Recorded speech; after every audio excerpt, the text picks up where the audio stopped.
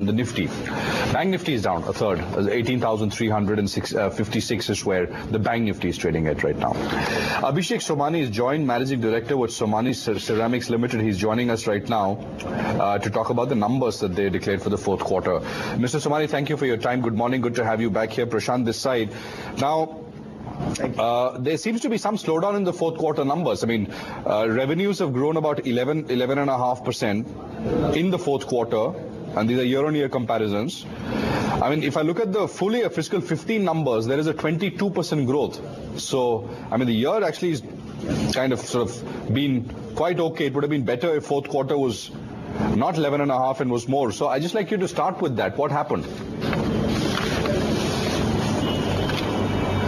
No, I think last year the fourth quarter was an aberration. If you remember last year, which is 13-14, Morbi, which is where we outsource and do a joint venture manufacturing, about 1 month and 10 days it was shut, which was mid-November to December.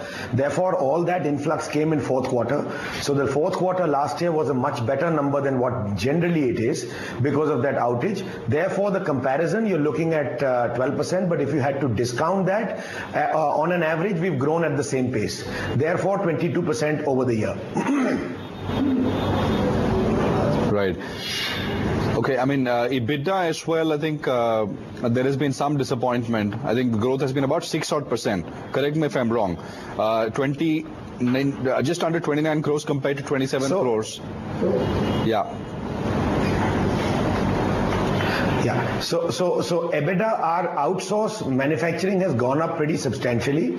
It's now at 60% contract manufacturing and 40% manufacturing. Therefore, EBITDA would not be the right benchmark. PBT, we've done very well. PBT has gone up. Over the year, it has gone up from 3.5% to 4.3%. PBT margins. PBT margins. Okay. Right. That's right. So this contract manufacturing, will that share continue to rise?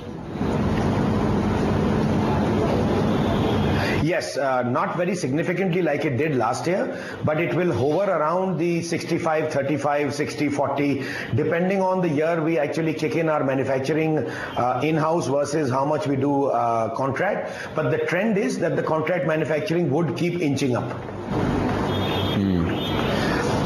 Right. I mean, so contract manufacturing for you, I mean, if you say, did everything 100% was contract manufacturing, would your margins be higher or lower than what they are now? Yes. They would be lower, right? The EBITDA margins would, no, the PBT margins would be higher. There is no D and there's no I there. So our PBT margins would keep rising because it's an asset-light model. Therefore, we don't take on debt like we do if we do our own manufacturing. Therefore, with contract manufacturing, there are so many plus points. One major being that it's a very, very asset-light model for the company. Hence, we have that much more cash on the books to spend on branding and on distribution, which is exactly what we've been doing for the last few years and will continue to do so. Could you give us some comparison? I mean, fair enough, there is no D and I, but what is the cost of manufacturing in-house? What is the cost of manufacturing outside?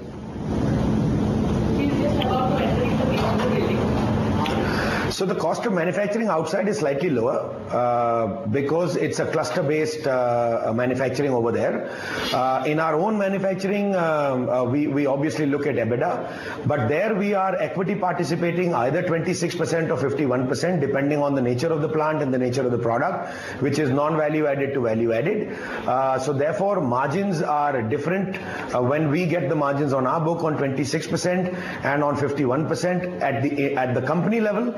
But at the marketing level, margins are similar to manufacturing on PBT fronts, depending on the nature of the product. So the vanilla products, we get a margin of 2-3%. The mid-end products, we get a margin of 4 to 6%. And the top, the more value-added product, we get a margin of 6 to 8%. So it's now a weighted average of that which we calculate.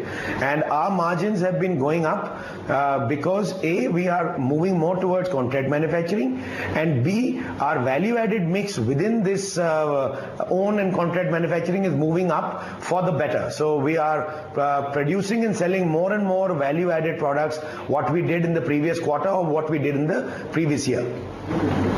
These contract manufacturing units where you're outsourcing the manufacturing to, you hold equity stakes in all of these ventures?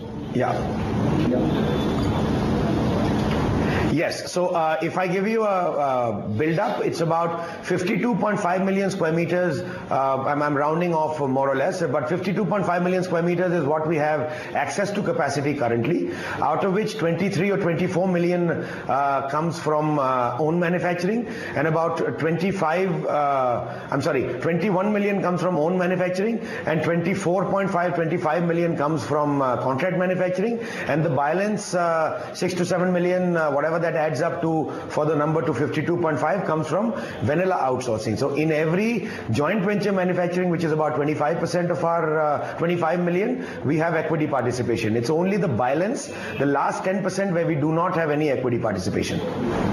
Right. So roughly it's 38-62, 38 own and 62 rest others, right? More or less, it's a 60-40 currently. Now, what has been the underlying demand environment like in the quarter? So the demand, if we look at 4 categories, we drill down our demand in 4 categories. One is purely retail, which has gone up for us. The rest is government, corporates, and the real estate private builder segment. So the private builder segment is clearly muted. It's not showing signs of picking up. It hasn't worsened, I must say, in the last 4 to 5 months, but it still doesn't show any signs of picking up in a hurry.